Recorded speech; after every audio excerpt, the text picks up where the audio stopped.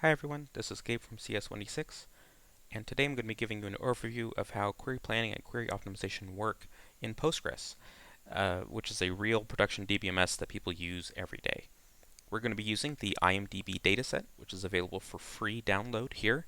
We'll also give you a full setup for everything that I'm going to be showing you today, so this is something that you can run locally or on a machine that you own, so you don't have to just take my word for it. You can go and play around with it yourself. So I already have a Postgres database that already has all of the IMDB loaded into it in a set of tables. I'm also going to be using a pgadmin, which is an open source tool that connects to my Postgres database and gives me a convenient little web interface for it. It's also, as one of the features, going to be giving me a graphical depiction of the query plans for the queries that we're going to be writing. So we're going to give you sort of a mix of the sort of data flow depictions of how the operators flow, as well as the more traditional terminal-based view of each of these queries.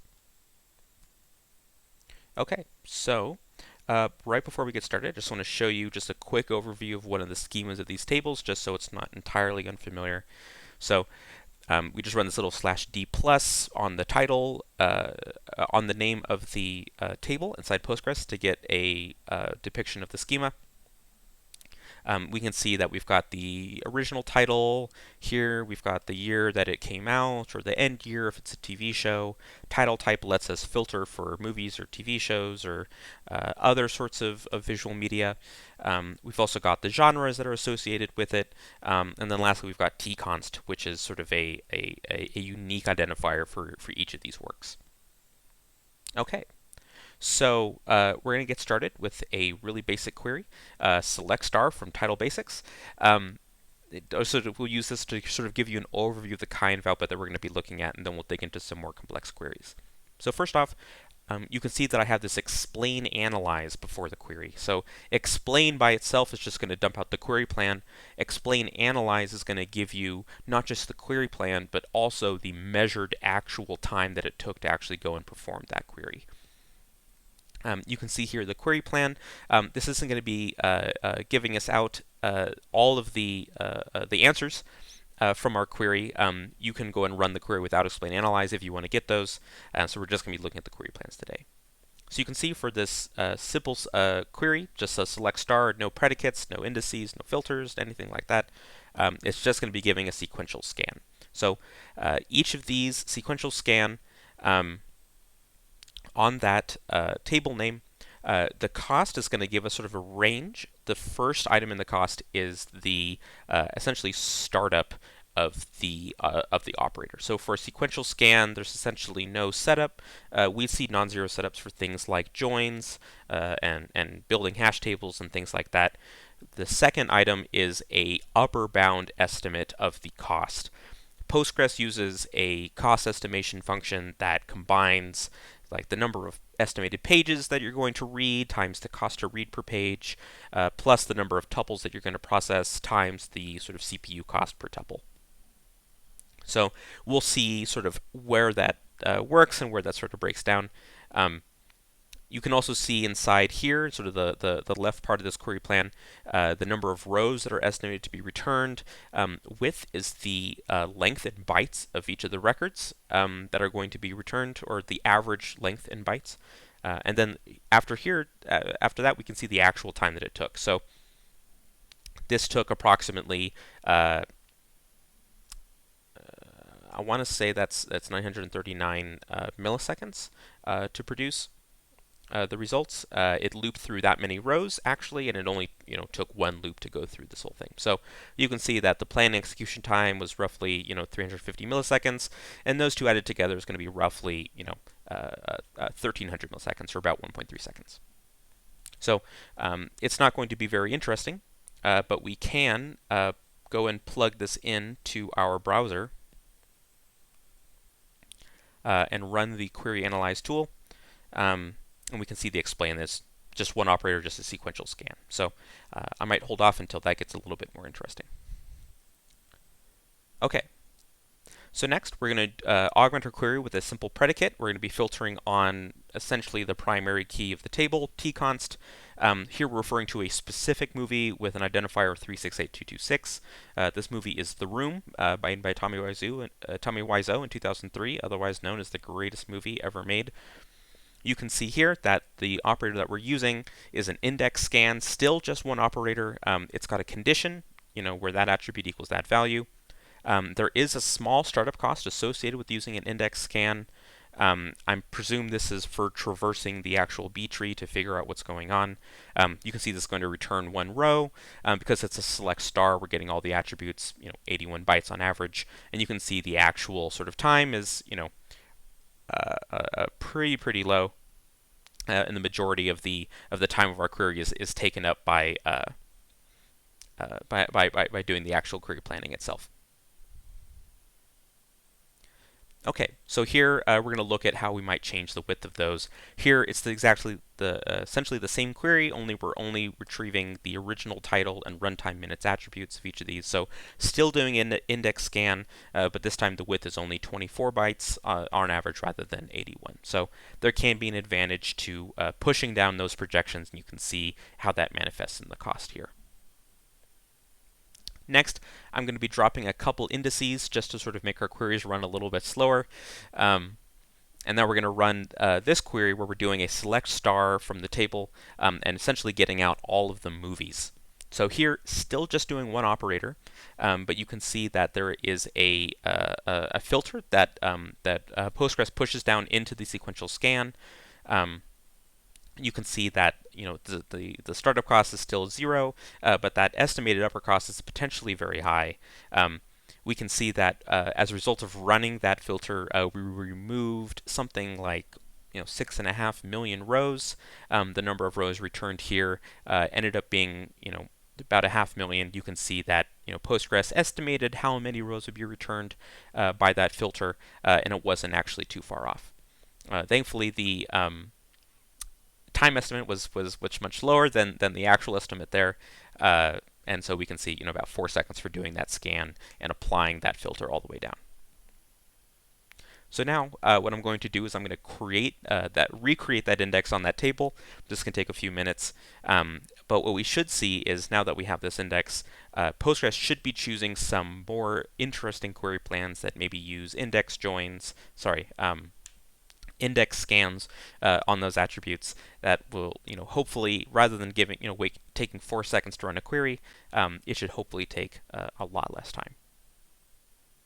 Sometimes this can take a few minutes, but it looks like we're all good to go.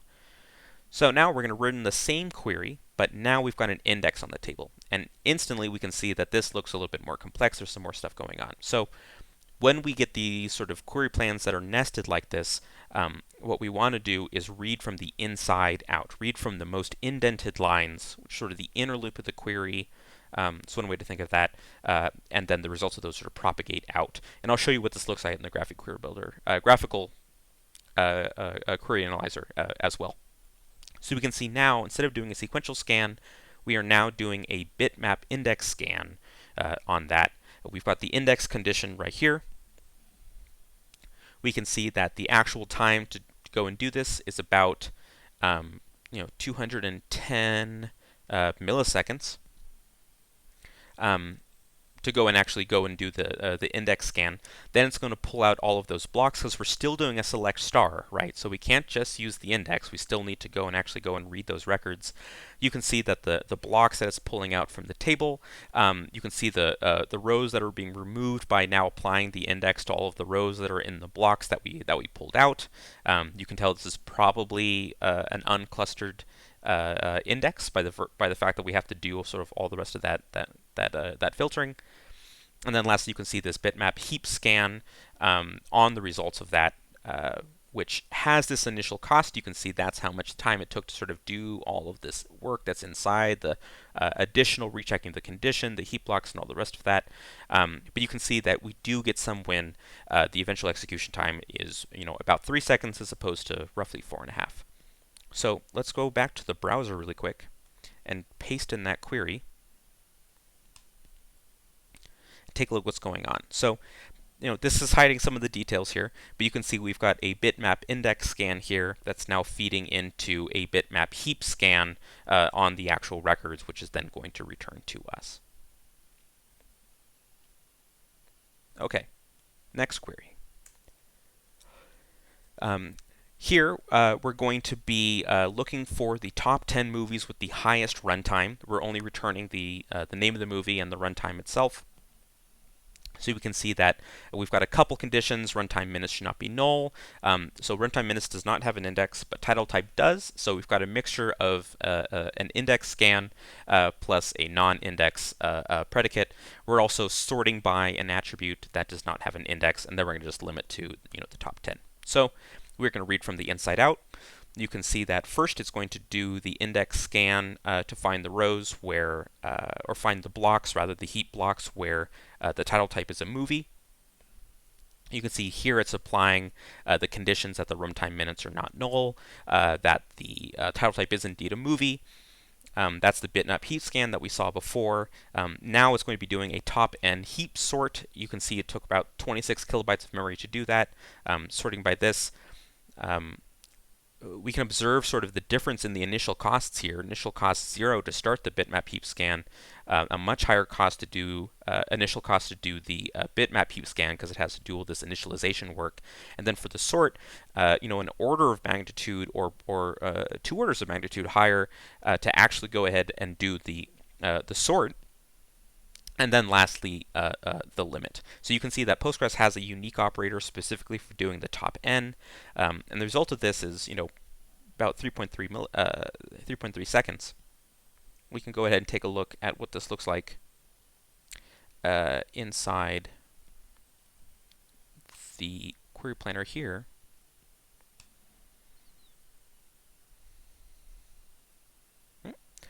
And so you can see still, no joins or anything like that, but we're getting the index scan into the heap scan, into the sort. Then there's this gather merge thing that Postgres inserts when it's doing parallel processing, and then lastly into a limit operator at the end.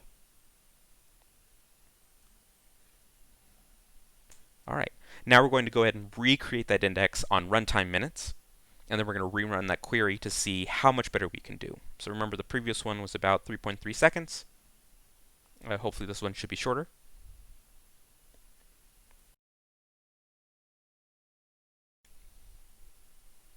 Okay, so now we're going to rerun this. And now we can see instantly this is a much smaller query plan, and the execution time was only half a second. And so how is it doing this, right? So it's got an index scan, and the index is sorted, so it's going backwards because we want the top 10. And it's filtering on the title type being a movie, as well as the runtime minutes not being null. The filter removes 8 rows, and then just pipes it right into the limit. So by virtue of using those indices, we've reduced the query time by a factor of 10 or more. Which is pretty cool. Okay, so now we're going to start getting into some joins. This is a query that's going to get, for each sort of a TV show, the number of episodes. So we're going to be doing the aggregation on original title, which is a non-index attribute. It's also not necessarily unique, so this isn't necessarily a correct query, but it is going to give us a sense of what the joins look like. And what the aggregations look like. And you can see here that we're not using an index, and so the actual query time can actually take quite a few seconds, especially when this is gigabytes and gigabytes. So while that's running, let's take a look at the query plan really quick. Let me turn on the browser.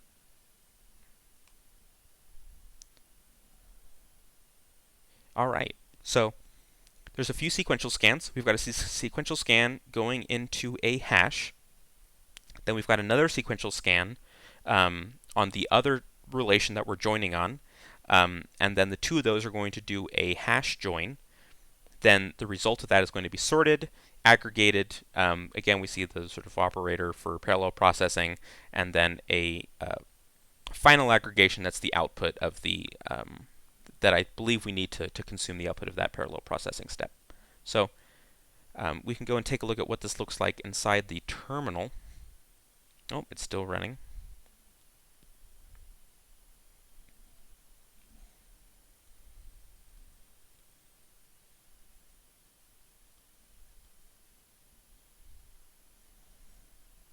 Man, before I was doing this on just limit it to 1,000 rows, but when you apply the limit of 1,000 rows, sometimes Postgres will do some additional optimizations because it doesn't need to do the full thing. So I actually had some cases where I was trying to show the difference between doing a scan um, with a predicate where the predicate was on an attribute with an index and without an index. And when you did limit 1,000, Postgres actually elected to not use the index for some of those queries, which I found really interesting.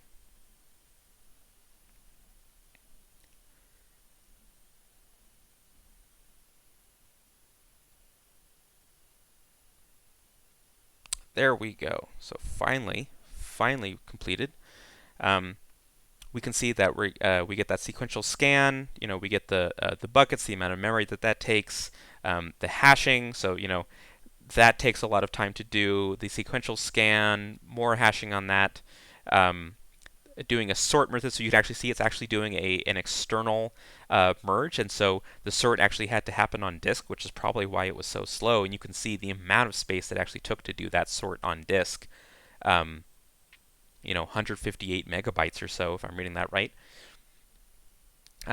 And then the output of that sort, now we do the group and then finally do the aggregation on top. So the aggregation itself didn't actually take that much time. A lot of that was just doing the full sort on the entire table. And so if you don't want to use all the results, it's probably important to put that limit on there. Okay. So here is another query plan. Now we're doing a group by on an index attribute, which is tconst. So this is essentially sort of doing the same thing, but a little bit more correctly. We are grouping we're doing a join between tconst, which is the key, which is indexed, between the sort of index, the table of all of our shows, and the table of all the episodes. We're going to do an aggregation for all the episodes that are from the same show. And then we're going to join that on the table again to get the original title out, as well as the count. And so we can take a look at what this query plan looks like. And hopefully this will give us something that's a little bit more efficient. And so you can see some interesting stuff here. We've got a couple index-only scans over the episode table, which has indexed the tconst attribute, as well as the title basics table, which also has indexed that attribute. Those are being joined together. It's doing the aggregation on those attributes. Now that's sort of the end of the subquery, and now it's doing a scan through the result of that subquery and hashing it in order to do a hash inner join from the results of scanning through the title basics table. So it looks like our query has already finished, which is a great sign. Always good to know that your queries are going faster when you use indices. And you can see what this looks like. We've got a couple index-only scans on the inside. We've got the left join that's using the output of that. We've got the group aggregation going on outside of that, the subquery scan, the hash and preparation with the sequential scan, and then lastly the join, which then returns the results to us. Okay, so now I'm going to look at a few sort of fun queries to look at some attributes of the room. So this lists all of the names of the actors that appeared in the room. We can see that we are doing, this is doing a nested loop join over the results of the two indices, because we're only filtering on nconst, which is essentially the primary key of each of the individuals that appear in movies or work in movies, as well as tconst, which is the primary key for the film or the TV show or the actual work. And so because both of these are index attributes, it's just accessing the indices directly, and it's performing a nested loop join on those. And the end result is something that actually ends up being pretty efficient. So now we're going to sort of expand that to a four-way join to find the movies that actors that appeared in the room also appeared in. So we've got, again, really just accessing only index attributes. We've got the title type attribute, tconst, nconst, doing a four-way join. The same table appears in there twice. And you can see what this looks like. Let's actually hop on over to the website first. Paste that in there.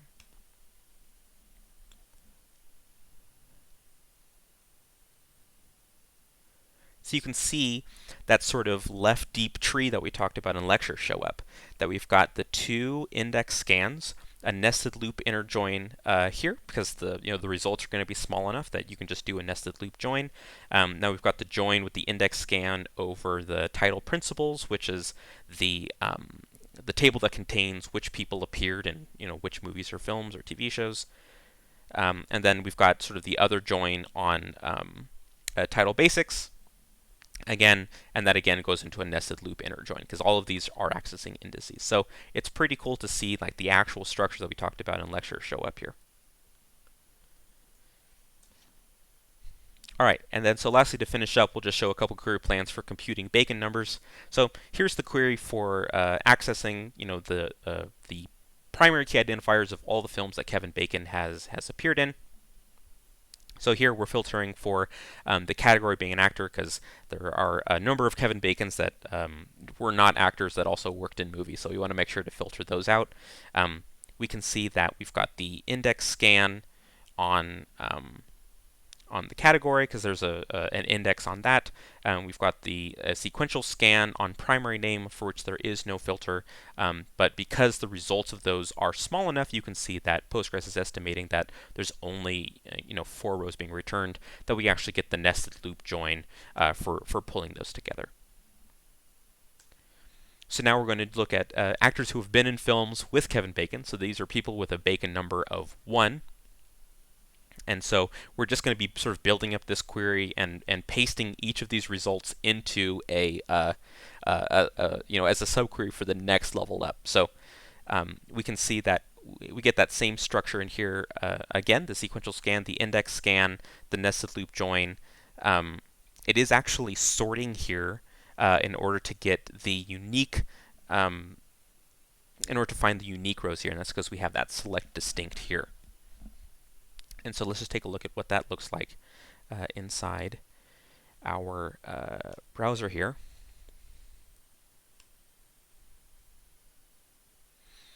So we can see that the sequential scan for Kevin Bacon, as well as the index scan for the things that he has appeared in, doing those two joins, finally the sort, and then the unique here.